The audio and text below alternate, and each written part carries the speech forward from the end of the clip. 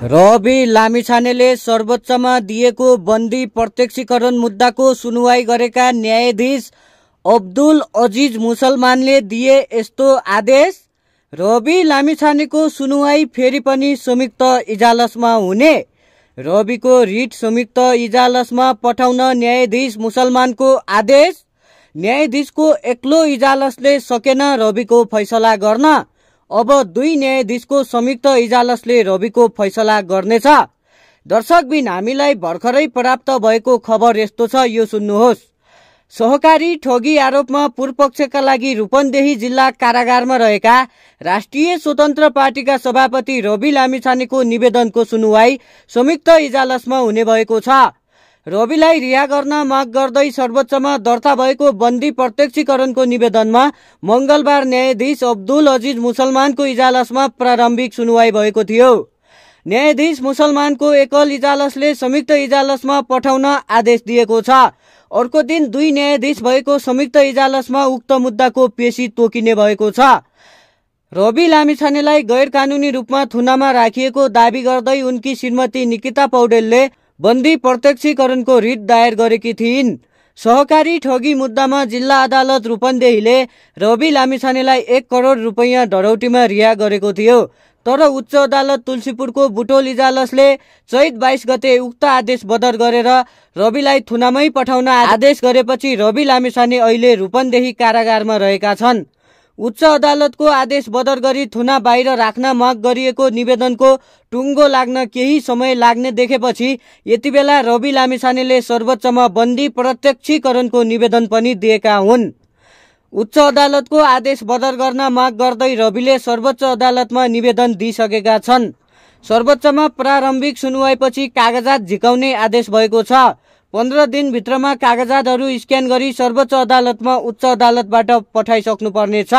दर्शकबिन, रवि लामिछाने अहिले रूपन्देही जिल्ला कारागारमा पूर्वपक्षका लागि थुनामा रहेका छन्। उनीमाथि लागेको आरोप छ सहकारी ठगी।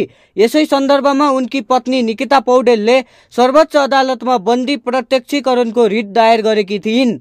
यो रिटको प्रारम्भिक सुनुवाई मंगलबार न्यायाधीश अब्दुल अजिज मुसलमानको एकल इजलासमा भयो। तर आजको विशेष खबर के छ भने न्यायाधीश मुसलमानले यो मुद्दा आफू एक्लैले फैसला गर्न नसक्ने भन्दै संयुक्त इजलासमा पठाउने आदेश दिएका हुन्। अब यो मुद्दाको सुनुवाई दुईजना न्यायाधीशहरूले संयुक्त रूपमा गर्नेछन्। यसको मतलब रविको भविष्यबारे निर्णय अब थप गम्भीर र गहिरो अध्ययनपछि मात्र हुनेछ। रवि लामिछानेलाई जिल्ला अदालत रूपन्देहीले 1 करोड रुपैयाँ डरौटीमा रिहा गर्न आदेश दिएको थियो। तर उच्च अदालत तुलसीपुरको बुटोल इजलासले यो आदेश बदर गर्यो र उनलाई फेरि पनि थुनामा पठाउने आदेश दियो। त्यसपछि रवि लामिछाने रूपन्देही कारागार थुनामा रहेका छन्। यस आदेश विरुद्ध सर्वोच्च अदालतमा निवेदन दिएपछि उनले बन्दी प्रत्यक्षीकरणको अर्को रिट पनि दायर गरे। अब यस मुद्दाको टुङ्गो लाग्न केही समय लाग्ने देखिएको छ। त्यसैले प्रारम्भिक सुनुवाईपछि न्यायाधीशले सम्बन्धित कागजातहरू 15 दिनभित्र स्क्यान गरेर पेश गर्न आदेश दिएका छन्। दर्शकबिन, अब सबैको नजर छ संयुक्त इजलासमा हुने सुनुवाईतर्फ।